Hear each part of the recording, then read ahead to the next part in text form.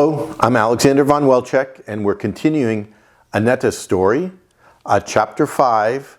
This is now where Annette and Rocky are newlywed and start a family and move to the suburbs of San Francisco to Mill Valley and have children. And Annette, tell us about this. Tell us about the early days when you first got married and all the things that you did. Well, we flew back from Paris to San Francisco, and he had a small apartment. I moved in with him, and he said, now, and he did not, my wife does not work. That was his thing. He says, you are not going to work, I make enough. We will have a good life. So you look for a house, and I go to work. So I made arrangements with a realtor, and he showed me things in San Francisco, and I remember in Stonestown and different areas, and I couldn't find the right thing. Also, the right thing what we could afford. I mean, we could afford a nice house, but not a luxury house, right? So anyway, I couldn't find the right thing. And then Rocky said to me, there is a wonderful place on the other side of the Golden Gate Bridge. Why don't we drive there? And so we drove down over the Golden Gate Bridge to Sausalito and Mill Valley. And when I saw Mill Valley, I fell in love with it. I said, oh my God, I'm in Bavaria, or the Black Forest, with all the beautiful redwood trees, and it was hilly, and it was, and the town itself was so cute. It was like an old European town with all these buildings. What is it called? With the framed wood, you know, the dark beams and the white stucco. The Tudor-style buildings? Tudor-style building. Yeah. Oh, it was very, very cute, and nice little stores and restaurants and everything. And I said to Rocky, I want to live here. We looked in Sausalito, but these were all houses hanging on the cliff there, and the sea captains had lived there. I said, God, I'm going to have a baby that rolls down the hills here, right? So that wasn't the right thing. So Mill Valley was much more family oriented. So then my husband said, you find a realtor and you look, and when you find the right thing, you show me. See? So that's what I did. The realtor picked me up. I found a realtor. His name was Carmel, and wie war sein erster Name? I forgot. Bill Kramer, I think. And he picked me always up, and he showed me a lot of different houses. But Rocky had told him close to the highway, because he didn't want to drive through all the little streets in the mountains to get to the bridge, right? So I couldn't find the right stuff. I guess I was a little picky, remembering the lovely homes in Europe, right, that were still existing. So one day I was in the office and I saw a house on a picture there. It was like old Tudor house. It could have been in the south of France, the way it was, like in the Midi. And I said to Mr. Kramer, I would love to see this house. And he said, but your husband doesn't want to be away that far from the freeway. And Rocky said, no, you show it to her. And so he did, and I fell in love with it. It was an old house built by an artist, a Monsieur Solon, who was the art collector for the Hearst estate. And when he retired, he built our house. And it was really like in the Midi, like in the little French style, but Austrian. It was a little of everything, but very European.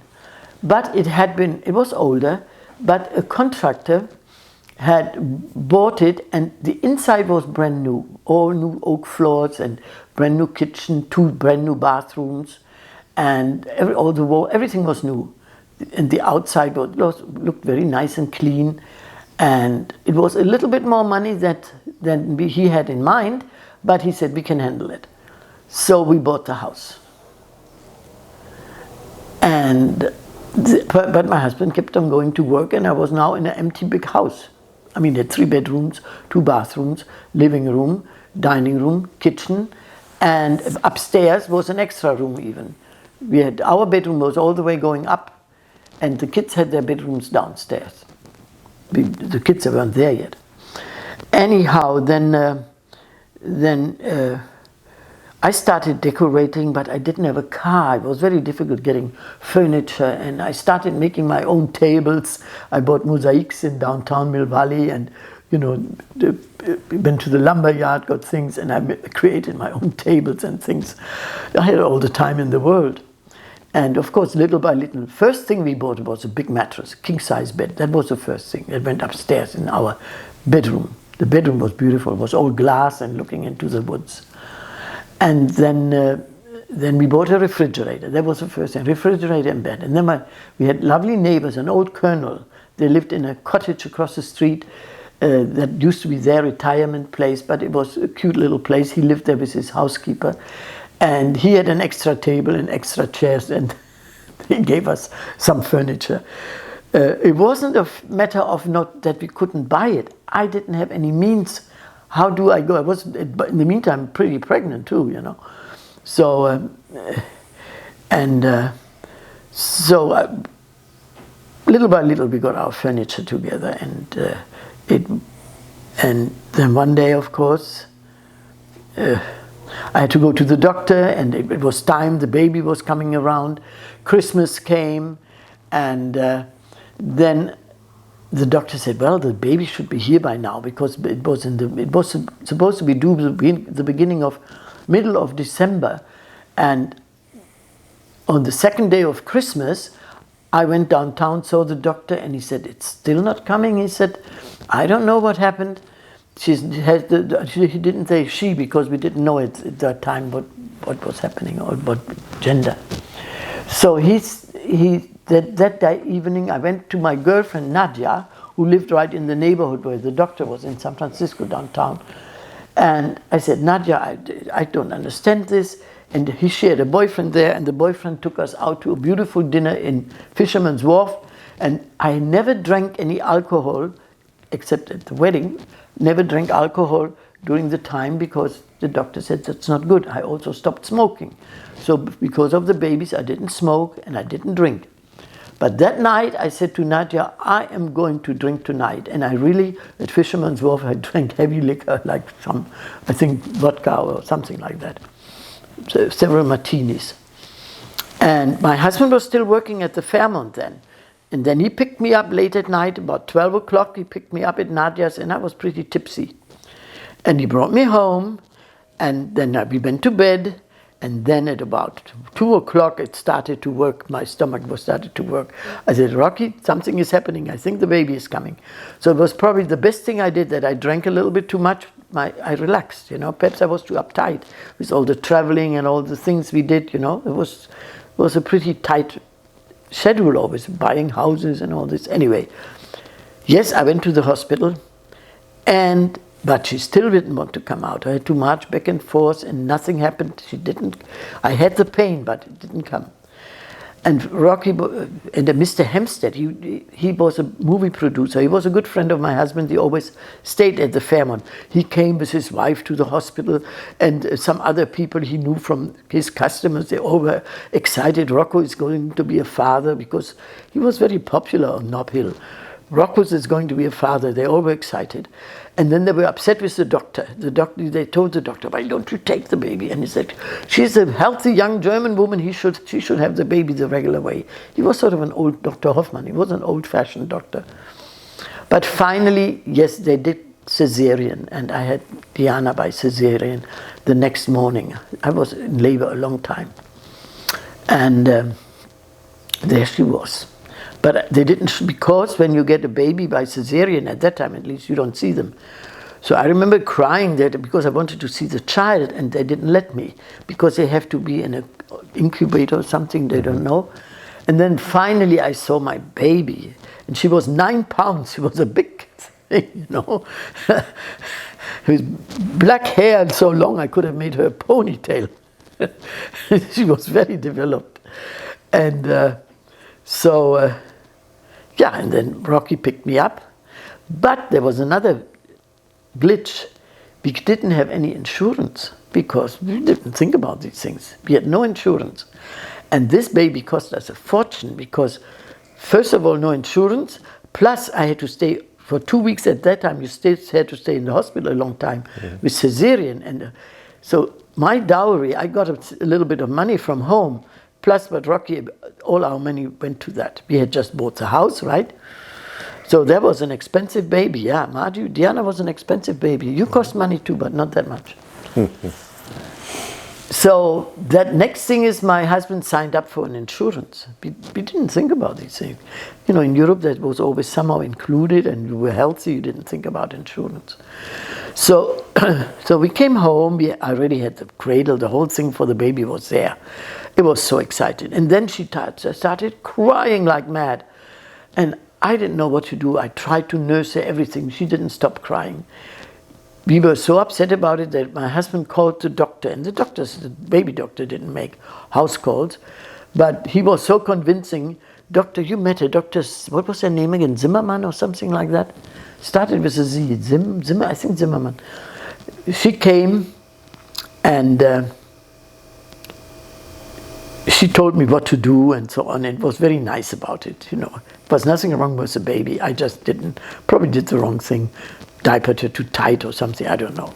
I had never done anything like that, right? When I was an au pair, there was not a baby there really, and the baby I didn't take care of. So then I had a little buggy, and it was really a most wonderful time having that baby, going downtown Mill Valley almost every day with a baby in there, and doing a little shopping for the interiors of the house, and cooking dinner for my husband. No, I didn't cook dinners, I'm sorry. Lunch I made, because he was never home for dinner. He was still the maitre d', he was still working at the Fairmont. And he never came home before 12, so I was every evening alone with the baby. Actually, that made me very sad.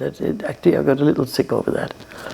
Anyhow, then the next thing is, a year and a half later, I was pregnant again. Not even like a year later. I was pregnant again. But in the meantime, we did sign up for insurance. But then, I was pregnant, and Alexander. Then the next thing, cesarean again, and there was a little boy, my son Alexander. Mm-hmm. And of course, the hospital was then insurance covered, but not the cesarean, because that was what we call in America, like that was actually what Obama was always. Precondition. Preconditioned situation. So the operation still had to be paid for. Mm. And the extra day you had to stay in the hospital because of the precondition. So it still cost us probably a couple thousand, I don't know how much, but it was very expensive at that time already. And so then I said to my husband, I said, having two babies, that's not good. We have to get a better insurance. And then he learned about Kaiser. Kaiser was basically for people that belonged to a union. Others could, in the beginning, other people could not belong to it. At that time, it was for unions only. Before that, it was only for people that worked for Kaiser, and then it became for other people too. So he belonged to a union, and so we joined Kaiser. And that was a really great experience. Whenever there was a little something with the children, they took care of everything. It never cost us a penny.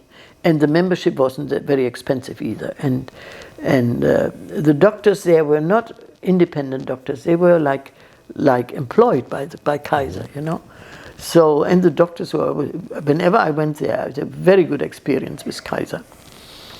And then the next thing is, of course, my little Volkswagen arrived. My mother gave me a gift, a little Volkswagen. My husband always drove his big car, right? I got a little Volkswagen. Your mother gave that to you? Yeah, my mother gave it to me. Yeah. But before that, I forgot something. While I was pregnant with Alexander, we always were thinking of, I have to be home at night, my husband says. I want to have a business, a job, where I do not go at the hotel at night, right? So we were thinking about importing things. We were looking at all kinds of things. And then I said to him, what about real estate like this? What Mr. Kramer can do, you can do too, And he said, that sounds interesting, because he was always good with people and so on. And I asked Mr. Kramer, I said, what do you think about my husband being a realtor? Oh, he said, he would be good. He's a pistol. He said, I never forget that. He's a pistol, he said. He would be good at it. He's a pistol. And so I talked to my husband. He said, okay, I'm going to sign up. And next thing he signed up to take the license. And I remember being pregnant like this in bed at night, and he was taking the, I was listening to him to learn you have to learn the real estate law, right? Yeah. He learned all the law and the details of real estate, and I was giving him the questions and giving me the answers. And while I was giving birth to Alex, he was taking his examination, which was very strange. So, and he came, the baby was there, and at the same time, he was a realtor. So actually, when I think about it today, how daring, because realtors don't make not even a basic salary, nothing. If you don't sell anything, you're going to be starving. But we didn't think about that. We thought he's going to be selling. We were very optimistic. We never gave that a second thought. These thoughts came to me years later. I thought, my God, what a daring we were. How daring. So, and he was very good at it. He worked for Mr. Carmel right away. And he worked many hours. I mean, he wasn't home much. He was at home at night, of course. And he was very successful right away because he figured out, I better get in touch with all the contractors that built houses and, charm them and get the listings. That was his thing. And he did very, very well right from the beginning. We did better than when he was worked at the hotel. And so I was home with 2 babies, and he brought home the bacon, the old-fashioned way. He brought the bacon and I baked it, so to speak. That was our life then. And little by little, of course, I improved the house. We got nice furniture. The first big piece was that beautiful old king's chair we had always. We found it in an antique shop in Sausalito, and it was one of the first pieces we bought. And it still is existing. It's someplace now in San Francisco. It's in Tiberius' room, I think, I thought, where did it ever happen? Remember, it was like a chair, like you would think of King Henry would sit in, one of those old big English chairs with a big high back, all these carved arms. And and Cost Plus opened up, and Cost Plus had always these nice things that were very natural looking, and I bought a lot of things there. Remember the benches in the dining room, in the kitchen and all that? That came all from Cost Plus. And Cost Plus was very reasonable too. So little by little the house was all getting filled up, and we had 2 bedrooms for the children, but the doctor said it's very good if the 2 children sleep together in one room. So Diana got a regular little bed, and Alex was in the baby bed, right? The moment he could stand up, he would start to climb out of there. Oh my God, was he a climber. And next to him was a chest of drawers, and he would pull these things out and use them like steps. He could have fallen down at that thing on top of him. Lucky it never happened, but yeah, he was very daring. And that was so funny. Rocky and I would sit in the living room in the evenings and watch a show. There suddenly these 2 came around the corners. They knew they were not supposed to. They came on all their 4. He could only crawl, and Diana, and then they came giggling, and then they sat down in front of us to watch TV with us. And we said, "You're supposed to be in bed, Oh, we went a little bit. So we gave them 5 minutes, off to bed again. That happened sometimes 3-4 times a night that you came out. You climbed out of your bed again. Finally, I found something I tied you down in bed later on.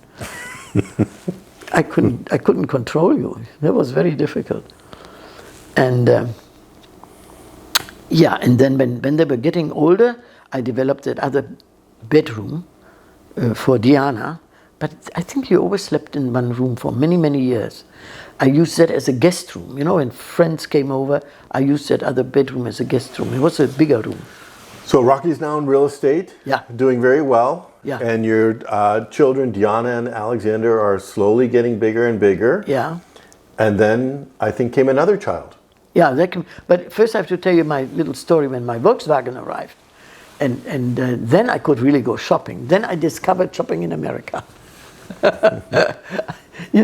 Going through the stores. That wasn't in Europe. When you go to a store, at that time at least, there was always a salesperson behind you, you know, and trying to convince you.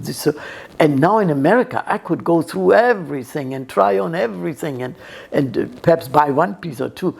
This was like a new freedom for me. And there was a little shopping center nearby in Corte Madera, and I could take my 2 children along. They were playing under the clothes, and I could really had a very new kind of life that I never knew before. So, and it was Montgomery Ward, which is, of course, was not a great store, but for me it was fine to buy things for the children and things for the house. It was good. And then I took them to the beach a lot. Alex was just lying in the back. There were no seatbelts at that time. Diana was sitting in front, holding on to the little Volkswagen, and Alex was lying on there. And it was very curvy. I mean, it was, when I think about it today, how dangerous it was. That curvy street going from Mill Valley to Stinson Beach, up the hill and down the hill. And but nothing ever happened, luckily. And then what was the next? You grew up slowly, and then there was actually in the office, there was a bit of jealousy there in Rocky's office because he was doing well. Then there was Papagino across the street. It was called Mill Valley Real Estate. There was an old Italian count who got in trouble, I think, and he had Mill Valley Real Estate. And he looked at Rocky and he said, "I'd like you to work for me." And Rocky was getting a little tired of these old guys in his office because they were so uptight. So he went to Papagino, who was really a wonderful old man. And so he worked for him. But then he found out that the building was owned by the barber who was in the same building, a barber shop and beauty parlor. It was a beauty parlor in there. And this old man said to Rocky, "You know, I would like to sell this building someday." And Rocky said, "Oh, and I have to interfere one day. I forgot something." When Rocky, before he went into real estate, he had money invested in the stock market. And every morning he was sitting in bed reading his stock market. And then he said, "Oh, today I made so much money." And the next day he lost again. And I said, "Rocky, this is so crazy. Do you ever get the money?" I didn't even understand the whole thing. "You never get the money out. Why don't we invest in real estate? Kramer told us he has a few little houses. Why don't we do that?" And he said, "Yeah." He said, "It's okay. That's a good idea. Why don't you look for it?" And then I started to look with Kramer. This was before Rocky was in real estate. With Kramer, I started to look, and we bought one. Remember when you go to Stinson Beach and that area? Where Loring Street, I think. Yeah, Loring. It's called. Yeah, Loring. We bought, there was a brand new house there. It had also 3 bedrooms and all that. So we bought that house, with, of course, with a loan. Huh? You never bought these things in cash, with a loan. But we had always a perfect down payment for everything. And we rented it out. I remember we rented it out to a dentist. And then we bought another one in Marinwood, which was north of us, few little towns down in the north, in Marinwood. And that was 3 bedrooms, 2 bathrooms. We rented that one out. Now, when he was working then with Gino, we had these little houses already a few years, and the real estate had gone up in the meantime, like it always did, especially Marin always went up. Not as fast as some places, but it went up. And then when this old gentleman, the owner of the building, told him that he would like to sell it, we discussed it, and I said, "Why don't we sell Loring? And with that money, we buy the office building."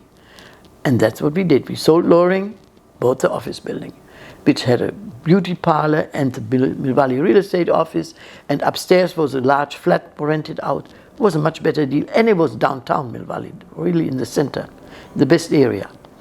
So we bought that. And then, of course, then in the meantime, he was working with Gino, and then Gino was getting old. He wanted to sell Mill Valley Realty.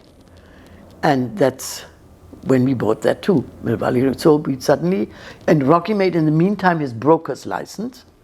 So he made his broker's license, we bought Mill Valley Real Estate, and we had the building. So we really were in the driver's seat, you know, having our own office and own building. So God, we were so proud. We really felt like we were the Bürger von Mill Valley, you know. We felt really good about it. And so that was then I became pregnant again, which in the meantime I had started playing tennis and had a free life. The two were already going to nursery school, and I suddenly find myself pregnant. I was not enchanted. I thought we had 2 babies. That's all I wanted, basically. 2 is perfect, I thought. But what do, you know? So I psyched myself into that it was going to be fabulous. And it was, because Margie happened to be the nicest little baby. She never gave me any grief. Anyway, she arrived, like Alex was 6 years old and Diana was 8 years old, and I just had to give up tennis for a little while.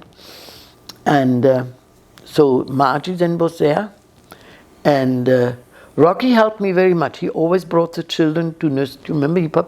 Yep. Puppy always brought you to school and he picked you up. And then you started grade school, Old Mill. And that was the time of the hippie time started. There was in 69, 69 Margie was born. It was 71 or so. You were in first grade or second grade? First grade. He had been in Europe with me before Margie was born. I took the children for a few months to Europe. And he came back and had forgotten all his English. The teacher called me and said, your boy, when I ask him something, he answers in German. And the funny thing is, the first day when he went to school, he wanted to put his lederhosen on. He wanted lederhosen. In Germany, he only wore little lederhosen. It was so cute. And he wanted his lederhosen on. And it only took him 1 or 2 days. He came home crying. He said, Mother, no more lederhosen.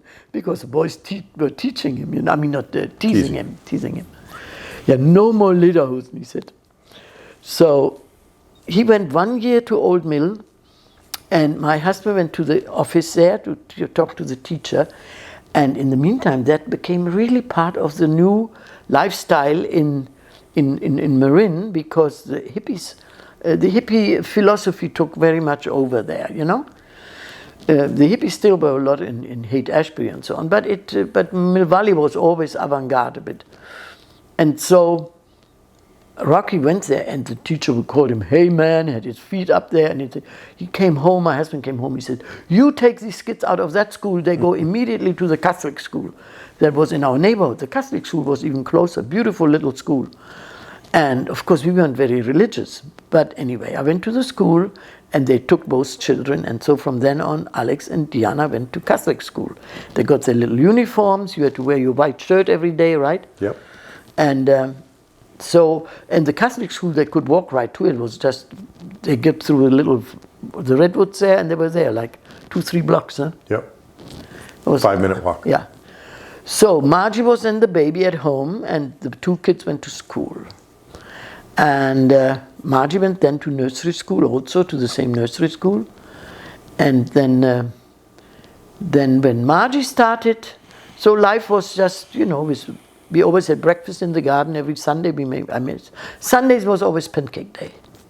Every Sunday I made pancakes, and we ate usually, the weather was in Mill Valley, where that area we lived was usually very nice. And then I think you got really involved in the community. I think you became the president of the school, the PTA. Yeah. You became very active in the outdoor art club, a very prestigious women's club in Mill Valley. Yeah. I think you helped establish the big new tennis club, the Scott Valley Tennis Club. Yeah, we were the first members, Papa Opa is most famous for, maybe, that he started the Mill Valley Soccer Club in 1971, the very first European-style soccer team in Marin. Well, once Margie started, I went to the school sometimes to help, because that in these private Catholic schools, they always expect to do some work, right, to volunteer work. And then Sister Nora always gave me all kinds of jobs and so on. So I got pretty active there in the Catholic school, and Margie went there, and you were in the last classes already, right?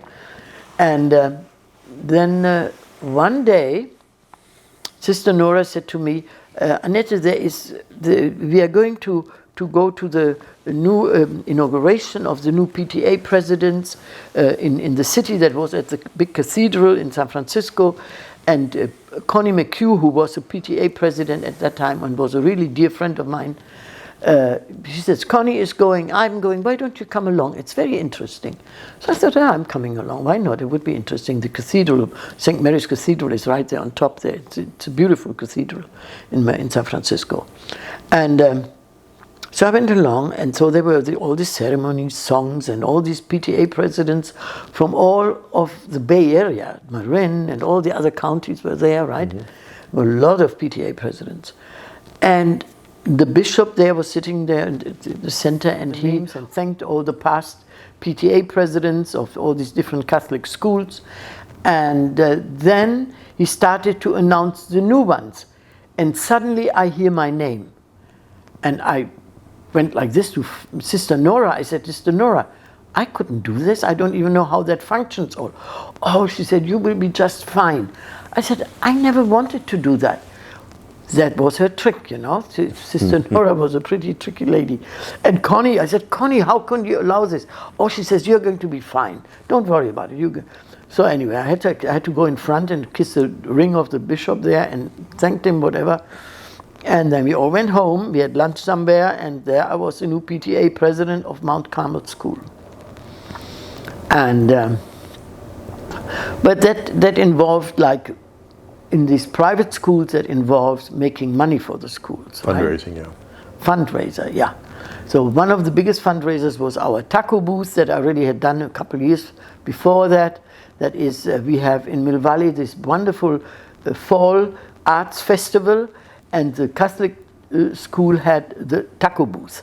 When I became a couple of years before the chair of the taco booth, I didn't even know what a taco was.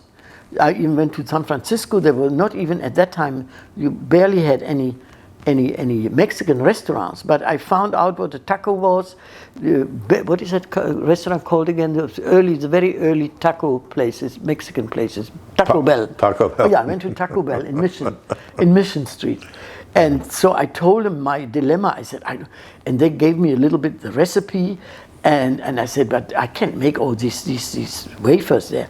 And they said, we make them for you. So they made that, and they made like 1,000 wafers for us, this shell. Yeah. And they were not expensive. So they delivered it even a few days, a couple of days before we had the booth, and we did very well.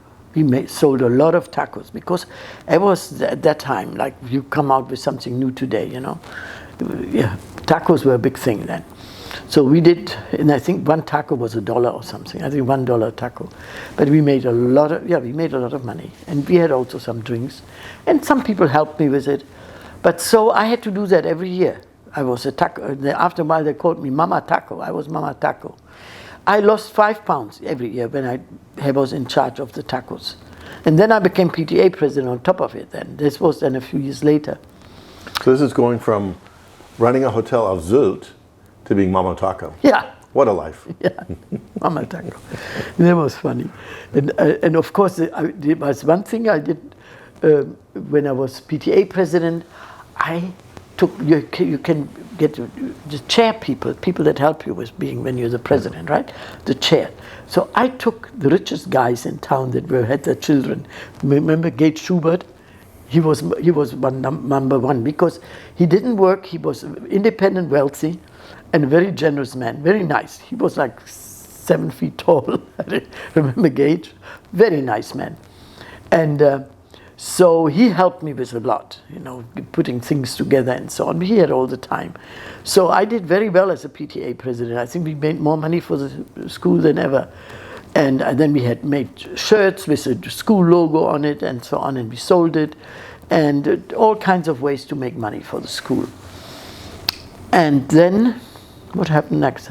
Oh, and we gave a few big parties. I was 2 years, normally at 1 year, I was 2 years PTA president.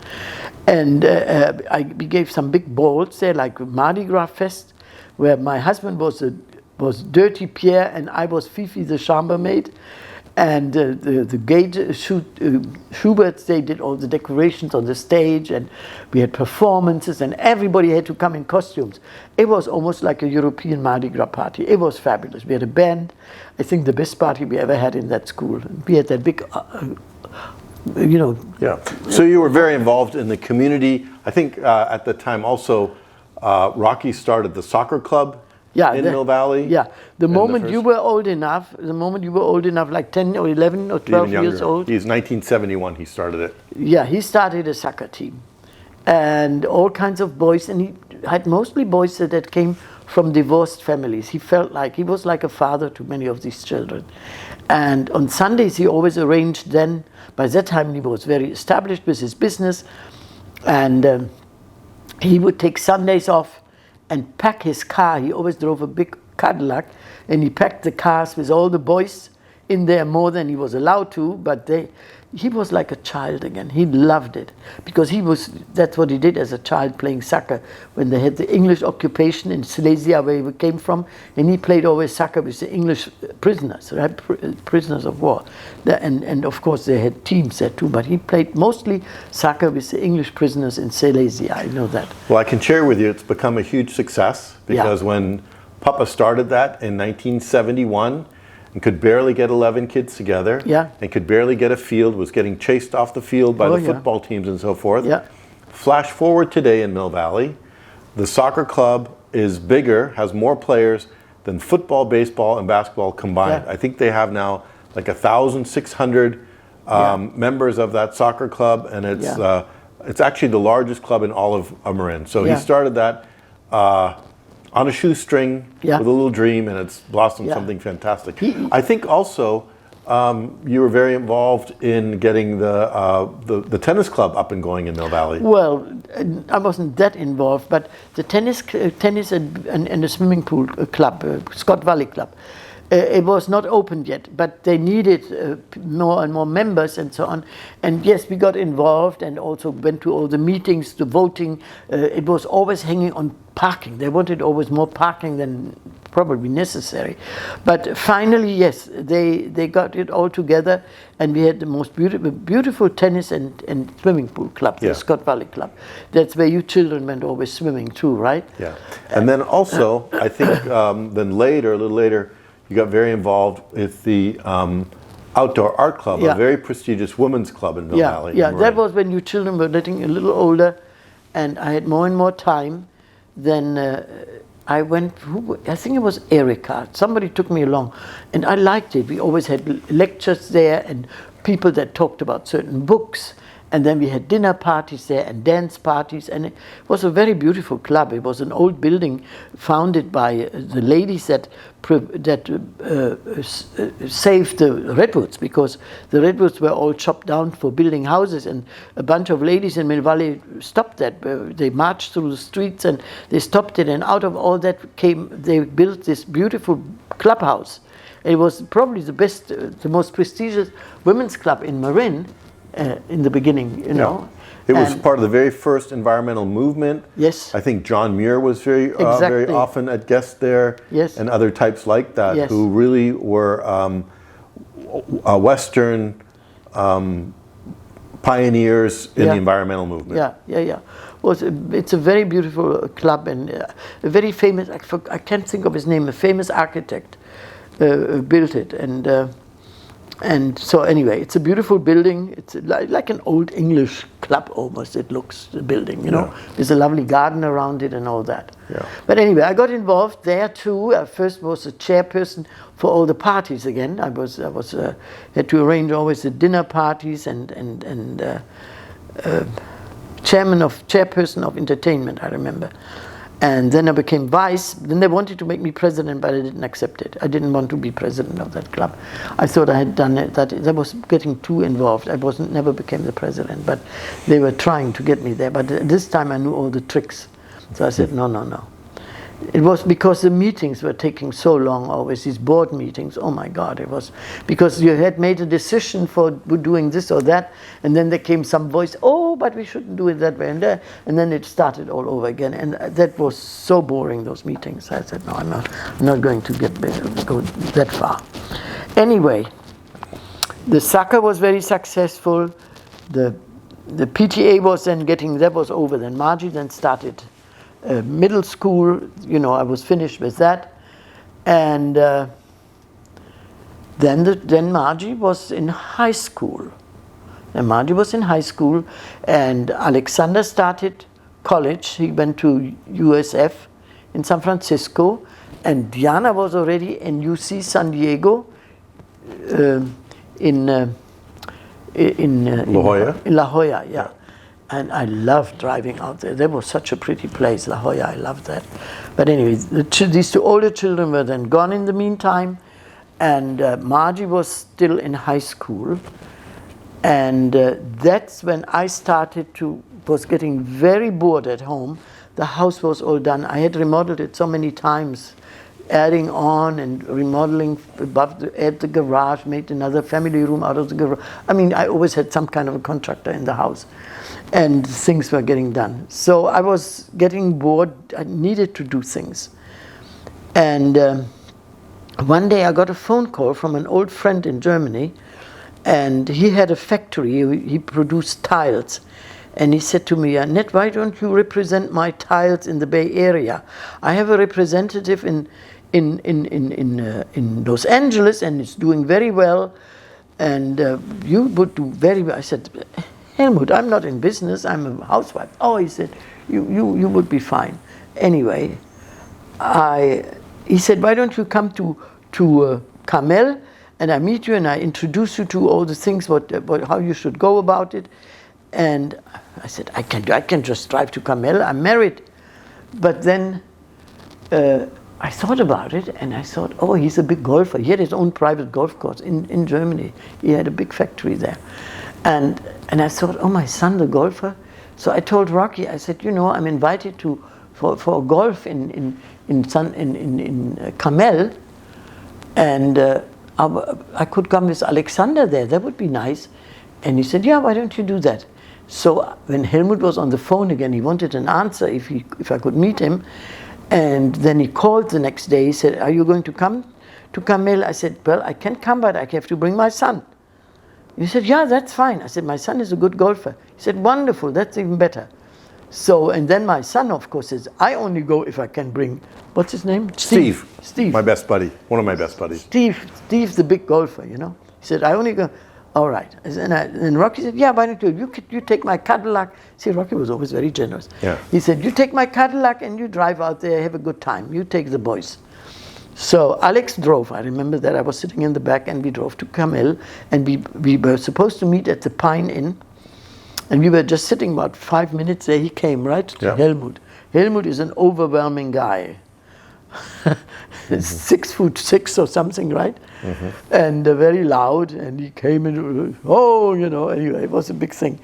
And then he said, okay, we go to the golf course. What is the golf? Pebble Beach. To Pebble Beach. He rented the little buggies there, and we went golfing. Of course, I wasn't much of a golfer.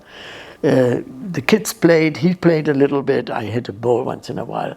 But he told me mostly about his factory, that he used to make bricks, which was a terrific business after the war. Like my father made lime cement. They were becoming very rich, these people. But in the meantime, that wasn't doing so well anymore. Everything had been rebuilt. But he turned then, from making bricks, he made tiles. That makes, in Germany they say, from a baker of bread, I become a conditor. That makes suddenly fine cakes and cookies, From a baker, became a conditor. That's what he did, making tiles. And he said, these tiles, they're very, very special. They sell very well. He did very well with it in Los Angeles. So I said, well, I don't know if I can do this, and so on. And I talked to Rocky about it, and he said, no way, you're not going to. Why would you do that? Peddle tiles and so on. But I thought, this would be a business, not just selling tiles. This would be getting specifications, right? We go to architects for big jobs. That was my thing, industry. So I went then to Germany one day, and I said to Rocky, I think my mother needs me. And I went to Germany, and I went to the factory. And I worked in the factory actually for a whole week to see how it was made, what can be used inside, outside. I talked to his export manager. He told me what to do, who to approach. Like he said, you go to architects and to developers and that sort of thing, Not like selling it to individuals, of course. So that's what I went home with my samples, and I arrived at the airport, and my husband saw me with these heavy suitcases of samples. and he blew his top. That was the biggest, real big fight we had in the car. But I told him, I said, I do it, you can do what you want, I'm going to give it a try. And if it doesn't work, then tant pis, then it's too bad. And he was mad at me for about several days. And I was also, I said, I cannot sit here at home just for your lunch. That was the thing. All I was making his lunch. He came home for lunch every day. And then we ate dinner. The kids were gone. Margie was, in the meantime, a real free bird. She was a very free spirit, a little hippie girl, really. And the boys were, the other kids were in college. What can I do? I had a lot of energy, And I didn't want to have like a 9-to-5 job, but you have to be in an office or whatever. I didn't want a 9-to-5. I wanted something independent. And we thought about it, and then one day he came home, he said, okay, if you want to do it, I help you. And he did help me. Whenever he had an architect in his company or so, he met a lot of people, he told them about my business, and he set up appointments for me. And I called up all the big architect firms from SOM, Kaplan, McLaughlin, all these names, in San Francisco to make appointments, to make presentations. And I was quite successful. I felt like for the first time, my accent helped me, because when these architects in, I said, I brought something very special from Germany. And German products are always pretty much interested in, in construction or everything like that. And so I took my samples and I went on appointments. I always would bring a basket of lunch for the architects. They always were hungry. And I made my presentations with all the different things. And I did get some specifications. I was really successful. And then I went to a convention. Next time it was a convention. Where was it? A convention. One was in Dallas, I remember, and one in Reno. And anyway, I went to conventions. And then other companies approached me. I should represent them too. And that's when I met Stan Standifer. Remember this terrific guy? He had all the companies from Italy on his hand. He was very successful in that business. And he took me very much under his wings and taught me a lot. And helped me a lot too. So, yeah, things worked very well. I got some really big specifications, not just with Starleton, also with other companies. Because in the meantime, I represented other companies too. Even Willeron Boch came to me. And then one day, I was at a reception for Willeron Boch, because I had worked with Willeron Boch a little bit. And I was at the Willeron Boch reception, and there was Mr. Wagner, who was the owner and part owner, I think, of Dillon Tile. Dillon Tile was the biggest company, ceramic tile distributor in San Francisco.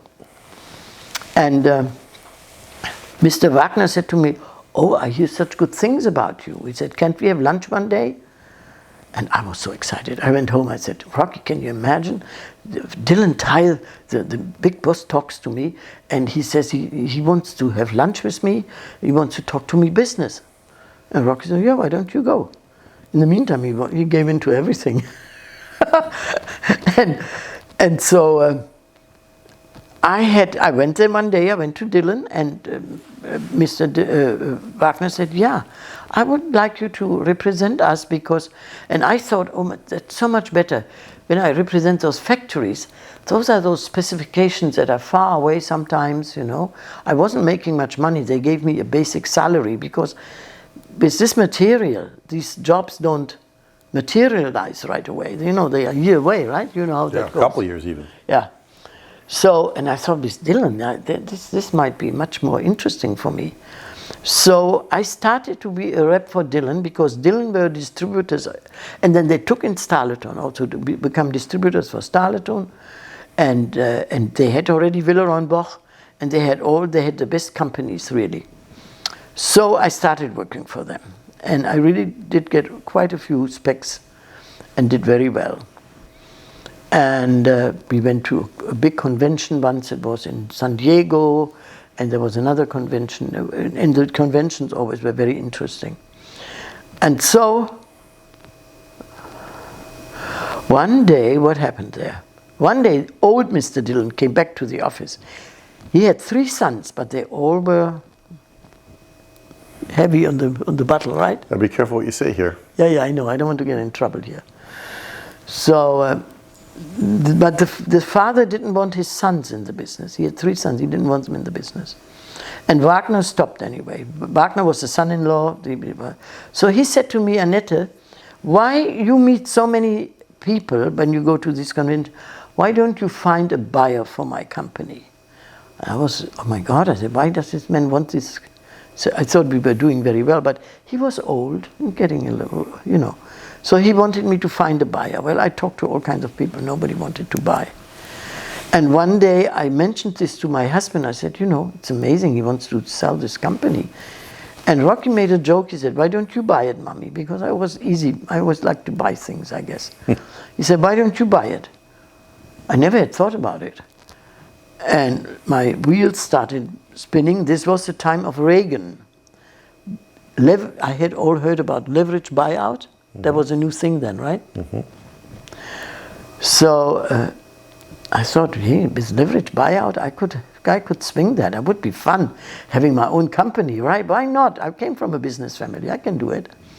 And then I asked, of course, our CFO, you know, Connie was in charge of the books, and then another salesperson we had who was only selling to contractors, and then we had another salesperson. She was she was a salesperson for the small tile companies, because we had a big warehouse, you know, very large warehouse on Mission there, in the Mission district.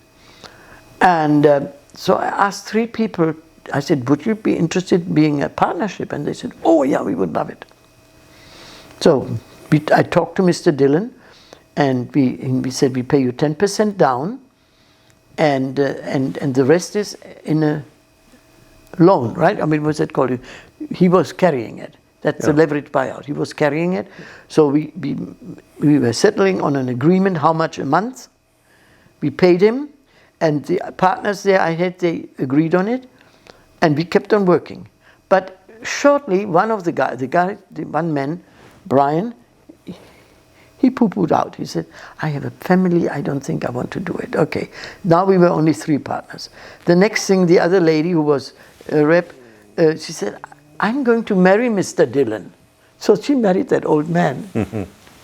I think she was counting the money already. And then Connie and I became partners. We were the only one buying it. The only ones. Which was okay. I had the down payment. I had always saved my money that I made when I was working for Starleton and as a rep, because I really didn't need money in the family. And so I made my down payment, and Connie had it too. And then we agreed on the monthly payment and all that. So it worked very well. We remodeled the showroom. We turned it into a beautiful showroom. I made the manufacturers actually build the showrooms, because that was bringing up their sales. Willer & Boch built the most beautiful showroom. We had the best showroom in all of Northern California. Very beautiful. And we had a lot of space. We had a large warehouse, and then a big gallery we made with we had an artist working there. He had his own kiln. He did all the paintings. He made beautiful artwork. And we showed it too. We had a whole wall dedicated to his artwork. It was. We had a really gorgeous showroom after I took over, and spent money on it. But we paid our bills. It was okay. But then came the earthquake. First of all, it brought some of those very tall. We had these very tall. Where you store your tiles, and you know, the storage racks. The big tall racks. Some of them came tumbling down, especially Willer & Boch. And we were lucky that nobody was killed. It happened at 5 o'clock when everybody had just left the building, and the cashier's booth was right in that area, so nobody was hurt. That was good, but a lot of tiles were damaged. This is our 1989 earthquake. Yeah. And then came also a recession to San Francisco, a big recession, because that very big company that built airplanes, O'Donnell, what was it? O'Donnell? McDonnell Douglas closed the doors. And that brought a lot of unemployment to San Francisco. That brought a big recession. So we had a double whammy there. So anyhow, I got my daughter Diana involved in the business, and it was time for me to retire. My husband was taking it easier too already a bit, and so she took over and she was very successful, and I retired and stayed home in Mill Valley, and Rocky and I started traveling a lot. Well, I think this is a nice time to take a little break. Yeah. And the next chapter we'll talk about your retired years, and you can maybe also talk a little about your 3 children, how they evolved. Yeah. And I think you have some grandchildren, and we'll do that in the next chapter. Okay. All right. Okay. Thank you. Yeah, I have to say that I have 8 grandchildren. I mean, and I mean 7, right? 7. Okay. 7. The last one came later. So what are we doing now?